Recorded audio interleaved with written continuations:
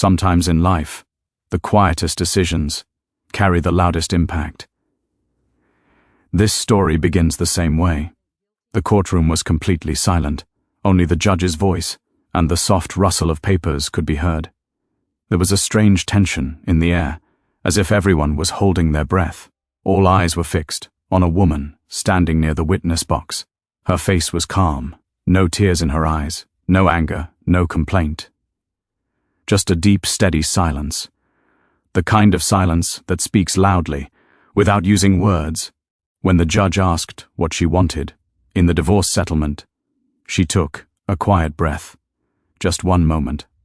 Then she said, "Nothing." That was it. No explanation, no argument. And that single word changed the entire room. For a moment, the whole courtroom forgot how to breathe. People looked at each other, as if they had heard something wrong. The lawyers exchanged quick glances. Someone shifted in their seat. A faint smile appeared on her ex-husband's face. Maybe he thought this story was already over.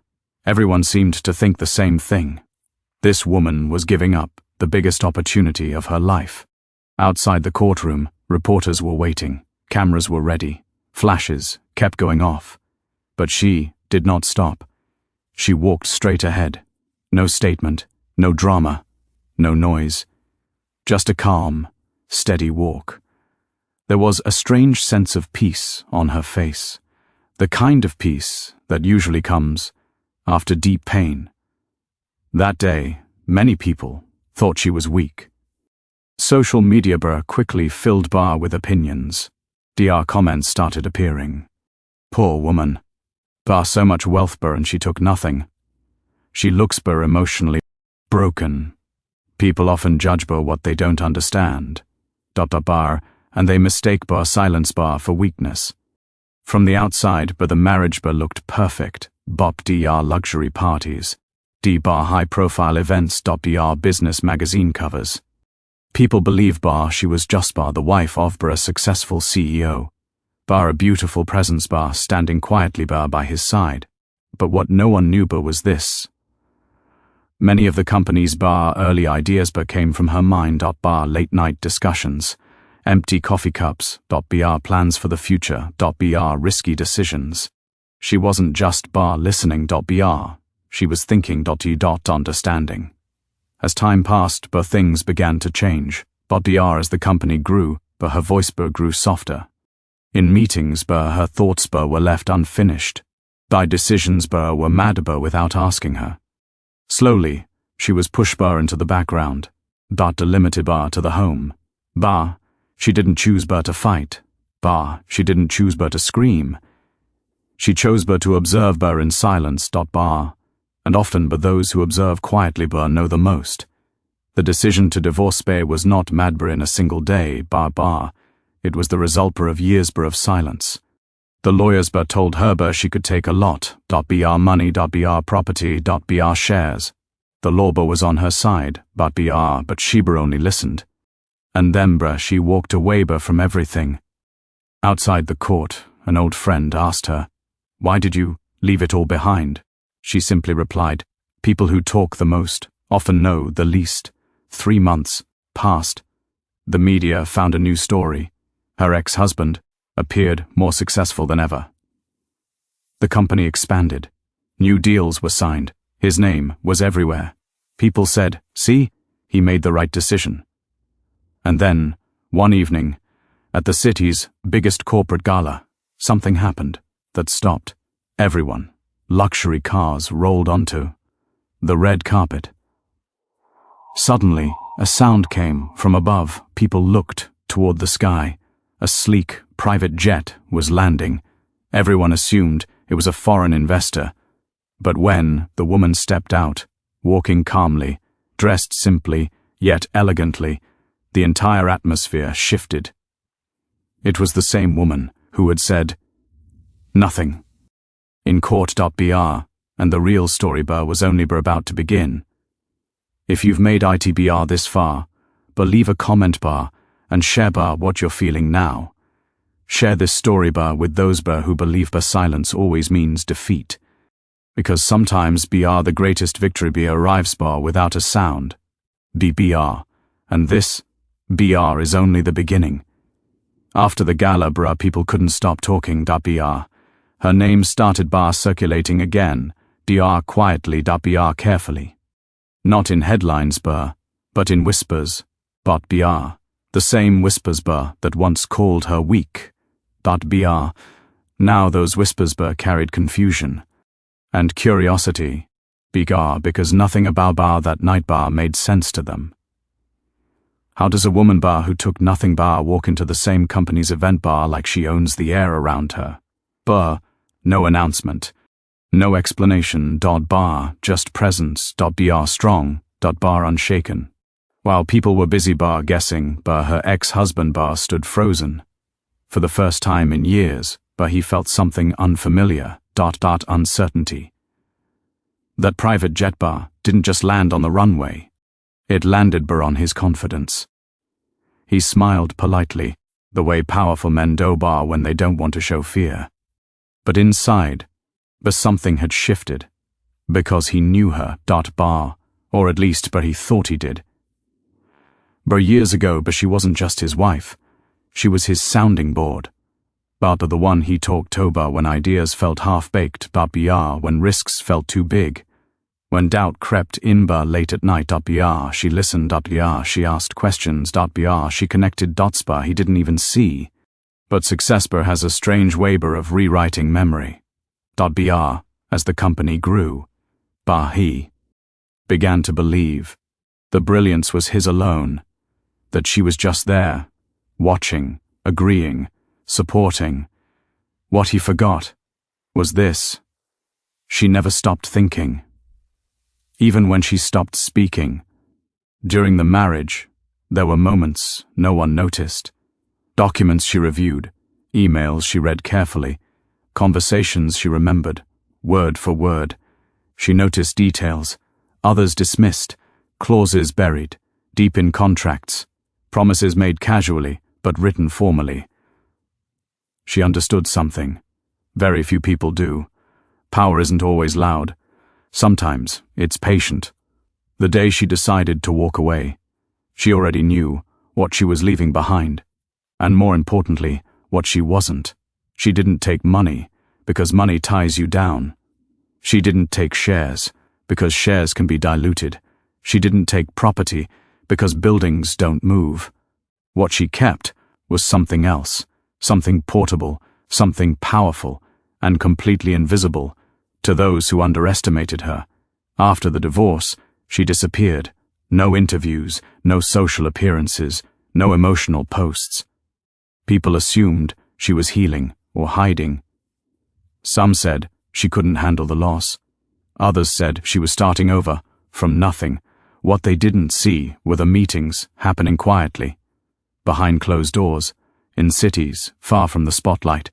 She wasn't rebuilding, she was repositioning. While her ex-husband expanded publicly, she moved privately.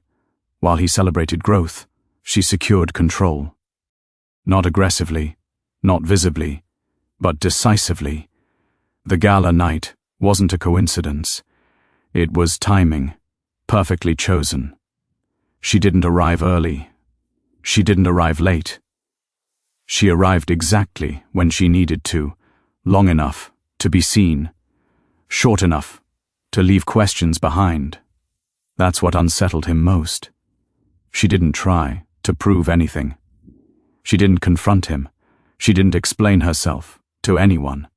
She simply existed, on a level they hadn't imagined. That night, he barely slept, not because of anger, but because of doubt. He replayed memories, conversations, moments he once ignored, and for the first time, he asked himself a question he had avoided for years. What if she was never behind me? What if she was always ahead? Meanwhile, she returned to her quiet routine. No celebration, no victory speech, just calm focus. Because to her, this wasn't revenge, it was balance. She didn't want to win over him.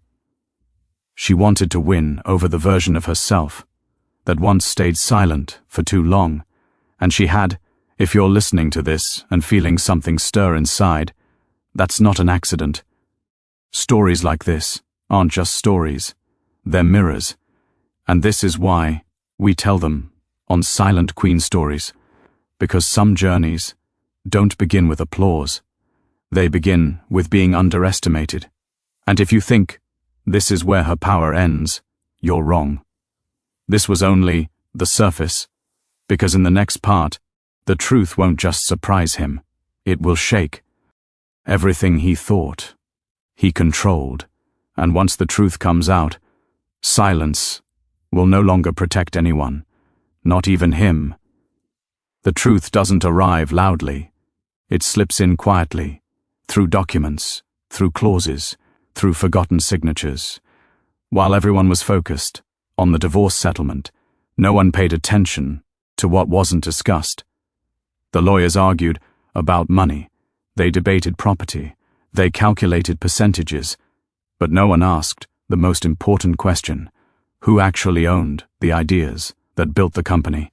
Years earlier, when the company was still fragile, when success wasn't guaranteed, they signed agreements out of trust, not lawyers, not advisors, just two people building something together. Emails were exchanged, drafts were shared, concepts were developed late at night. Some of those documents carried her name, not publicly, not visibly, but legally. She never reminded him. She never claimed credit. She let time pass, because time, when used correctly, reveals everything. During the divorce, her legal team suggested fighting harder. They wanted to expose everything. They wanted headlines.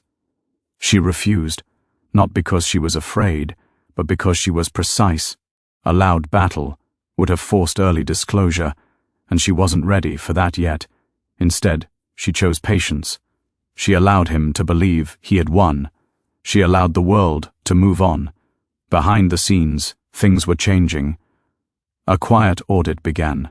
Old files were revisited. Original contracts were reviewed, line by line. Small details started forming. A clear picture. The intellectual property that powered the company didn't belong entirely to him. It never had. Some of it was legally protected, under structures he didn't understand, because he never thought she would use them. She had helped design them, carefully, silently, with foresight. When her lawyers finally spoke again, their tone was different, calm, confident, prepared. They didn't threaten, they didn't demand. They informed, and information, when timed correctly, is power. The message was simple. Ownership wasn't as clear as he believed. Control wasn't as secure as he assumed. And the future was no longer entirely his. At first, he dismissed it. He called it a bluff. He laughed it off.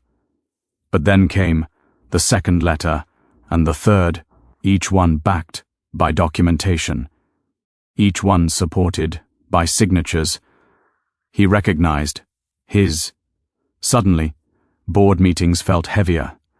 Advisors asked questions they never asked before. Investors hesitated, not openly, but enough to be noticed. The ground beneath him was shifting, slowly, quietly, just like she had. He wanted to confront her, to demand answers, but something stopped him, fear, not of losing money, but of realizing how deeply he had misjudged her. She wasn't attacking, she wasn't exposed, she was positioned perfectly.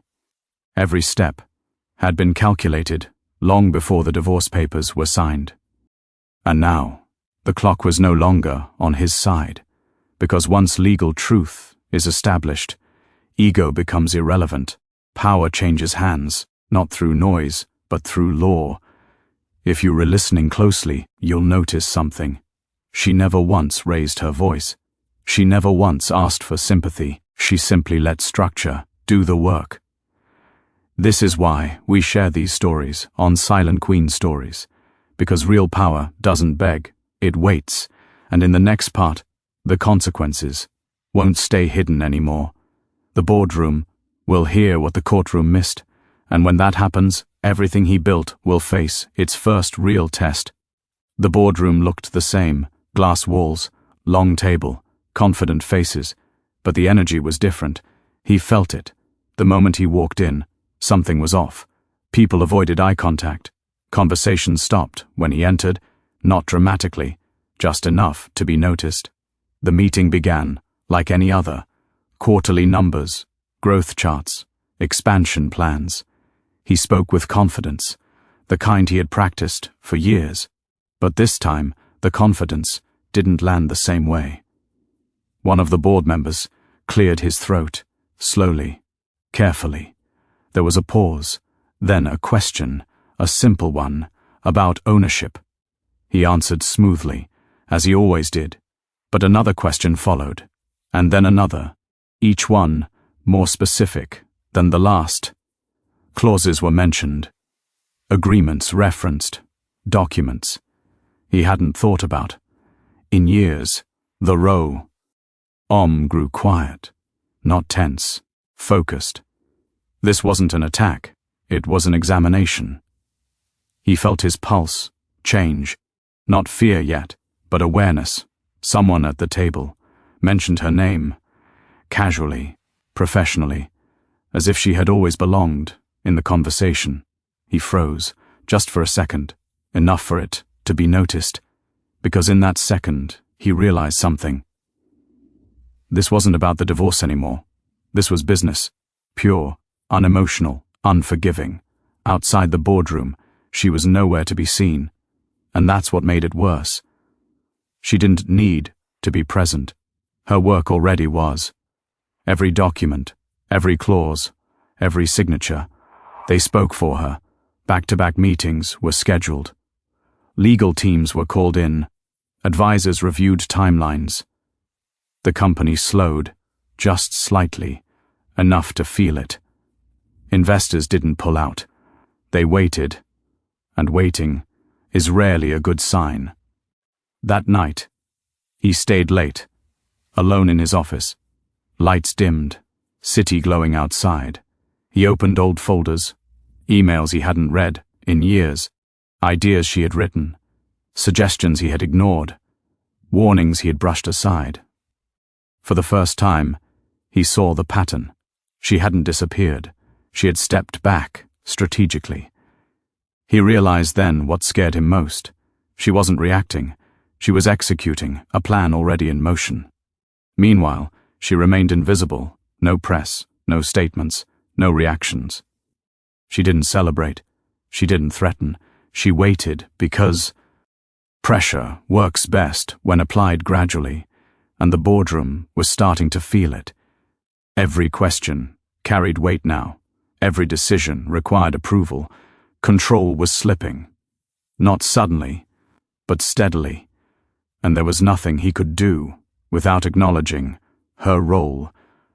That's when it hit him. This wasn't revenge. This was correction, a quiet rebalancing of power that should have existed. From the beginning, on the surface, the company still stood strong, but underneath, its foundation was being re-examined, and foundations, once questioned, never feel the same again.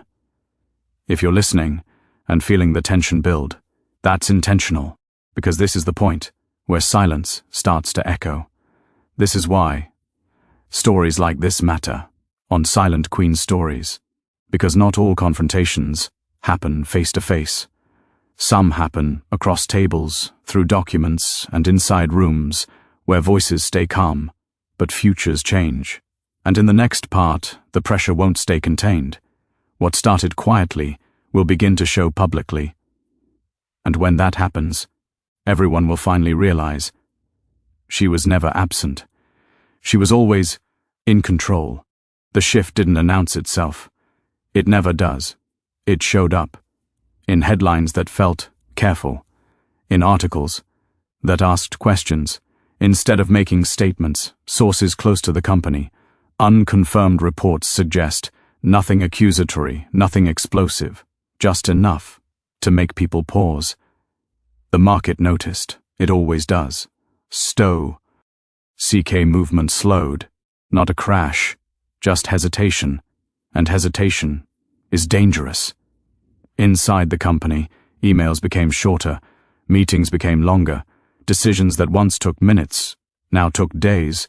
No one said her name out loud, but everyone was thinking it. He felt it. Every time he walked through the office, the glances, the silence, the sudden politeness. People weren't afraid of him anymore. They were unsure of him, and uncertainty is a quiet kind of power loss. Meanwhile, she stayed invisible. No interviews, no appearances, no reactions, not even satisfaction, because she knew something most people forget. The loudest moment is never the strongest one. Behind the scenes, her legal team made its move. Not publicly, not aggressively. They filed notices. They clarified positions. They secured acknowledgements.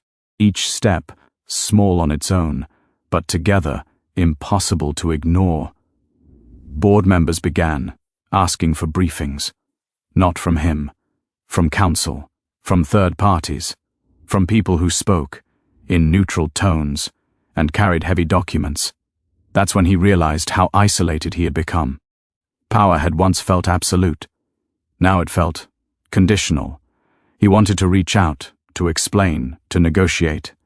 But every option felt late, because she wasn't asking for recognition.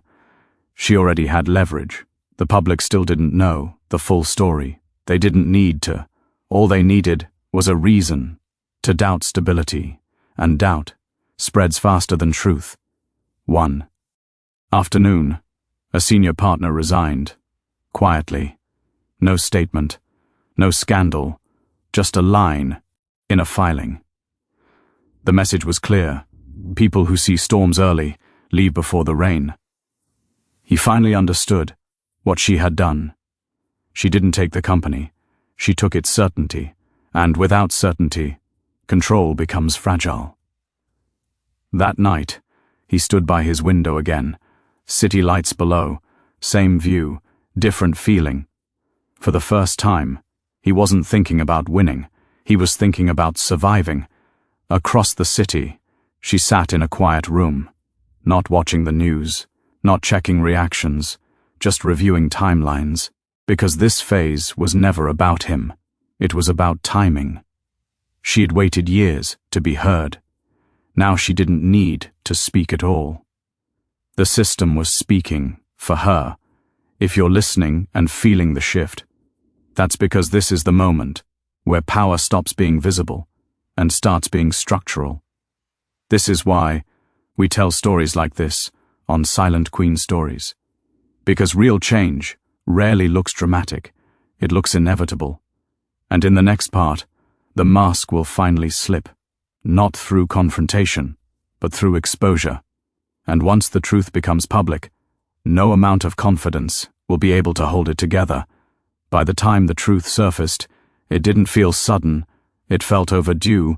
The press didn't break the story, the documents did. Filings became public, ownership structures were reviewed, quiet clauses were suddenly visible to every one. What once looked solid now looked shared. Analysts spoke carefully, lawyers spoke precisely, and the public listened closely. The narrative shifted, not dramatically, but clearly. She wasn't a footnote anymore.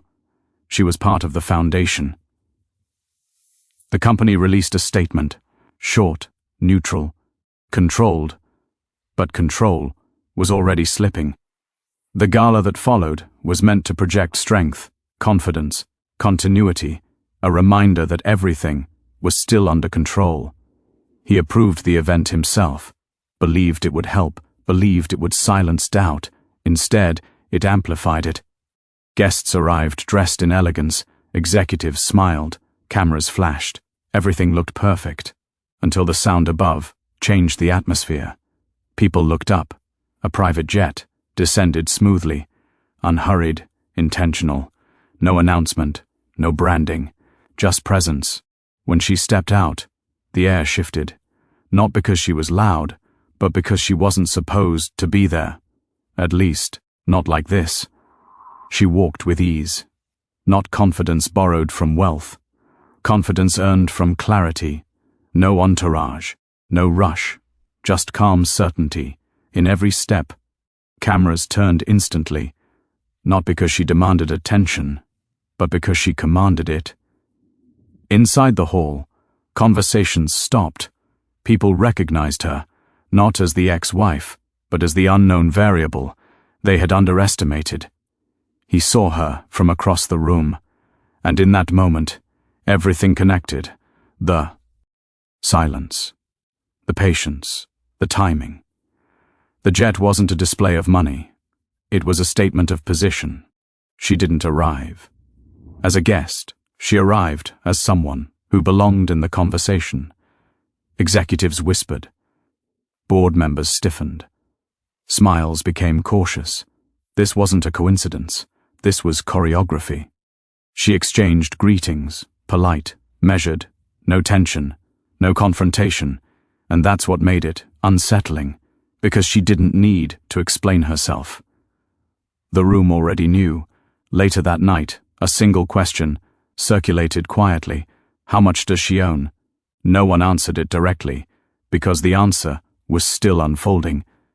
He stood still, watching, realizing something he hadn't allowed himself to consider before. She hadn't taken revenge, she had taken her place, and once a place is taken, it doesn't need defending. Across the room, she paused for a moment, looked around. Not with pride, not with anger, but with understanding. This wasn't victory, this was arrival. If you're still here, still listening, this is the moment where everything changes. Because power, once revealed, can't be unseen. This is why we tell stories like this, on Silent Queen Stories. Not to glorify success, but to remind you that silence, when chosen wisely, can reshape rooms, industries, and lives. And in the next part, the final pieces will fall into place. The truth will stop being implied, and the consequences will finally become unavoidable. The questions didn't stop. After the gala, they multiplied. Quiet calls turned into scheduled meetings, assumptions turned into confirmations, and confirmations turned into reality. The board requested a full review, not optional, not delayed, mandatory. Every document was placed on the table, every clause was read out loud, every signature was acknowledged. What had once been buried in technical language was now clear. Her role was not symbolic, it was structural. She wasn't associated, she was embedded. The room grew heavy, not with anger, with realization. Years of confidence were being remeasured. In minutes, he sat there, listening, as the narrative rewrote itself. Not by opinion, by evidence. No one blamed him openly. They didn't need to. The truth was enough. What hurt the most wasn't the loss of control, it was the loss of illusion. The illusion that he had built this alone. The illusion that she had walked away defeated. She was invited to attend the next session, formally, respectfully, not as an ex-wife, as a stakeholder. When she entered, there was no drama, no tension, just acknowledgement. Eyes followed her, not with curiosity, with calculation, because now everyone understood who she was. She spoke briefly, clearly, without emotion. She didn't accuse, she didn't defend. She stated facts, and facts don't raise their voice. They don't need to. He avoided her eyes, not out of shame, out of recognition. He finally saw what he had overlooked for years. Her strength was never loud, it was deliberate. The meeting ended, without applause, without celebration. But something had changed, the balance. Outside the room, the world continued. Markets adjusted. Media followed cautiously, but inside, the power structure had shifted permanently. She didn't stay long, she didn't linger.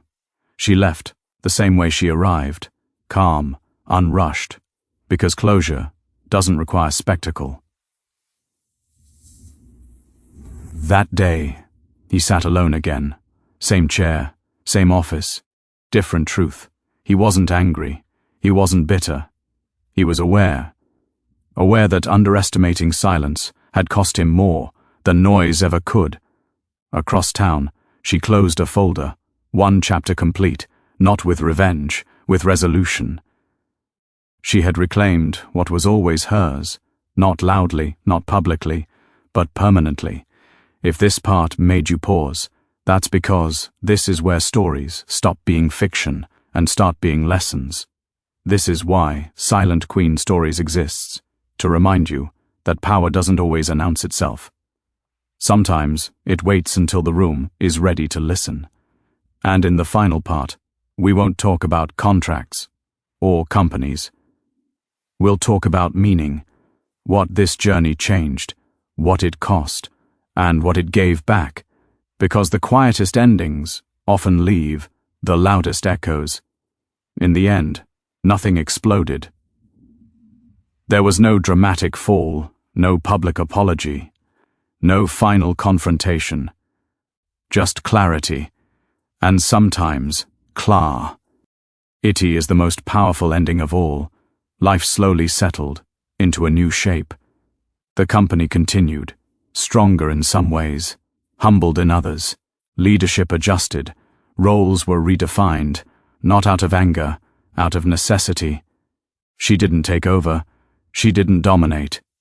She participated, on her terms, balanced, measured, earned. For the first time, she wasn't shrinking herself to fit into someone else's success. She stood inside her own, and that changed everything. People began to see her differently, not as the woman who walked away with nothing, but as the woman who knew exactly what she was leaving behind and what she was keeping. Her silence was never surrender. It was strategy. It was patience. It was trust in timing. Looking back, the most powerful moment wasn't the private jet. It wasn't the boardroom. It wasn't even the documents. It was the decision to not explain herself to people who never tried to understand. That decision freed her. Because when you stop seeking validation, you start building truth. This story isn't about divorce. It isn't about business. It isn't even about revenge. It's about knowing your worth before the world does. It's about choosing silence when noise would weaken you. It's about understanding that sometimes walking away is not losing. It's repositioning. If you're listening to this and something feels personal, that's not coincidence. Many people watching have been underestimated, overlooked, silent, said, not because they lacked value, but because they didn't advertise it. Let this story remind you of something. You don't need to announce your strength. You don't need to prove your intelligence. You don't need to explain your choices to everyone. Time and consistency will do that for you. That's why stories like this belong on Silent Queen Stories. Because not every victory needs applause. Some just need patience. Before we end, I want to hear from you. What part of this journey stayed with you the most? Was it the silence, the timing, or the moment you realized she was never powerless? Leave your thoughts in the comments below. Your perspective matters here. And if this story made you think of someone who needs to hear it, share it with them. Sometimes one shared story can change how someone sees themselves. And if you've been here from part 1 to now, thank you. That tells me you understand the power of quiet strength, because the loudest lessons often come from the calmest voices. And this story was never about noise. It was about knowing exactly when to speak and when to stay silent.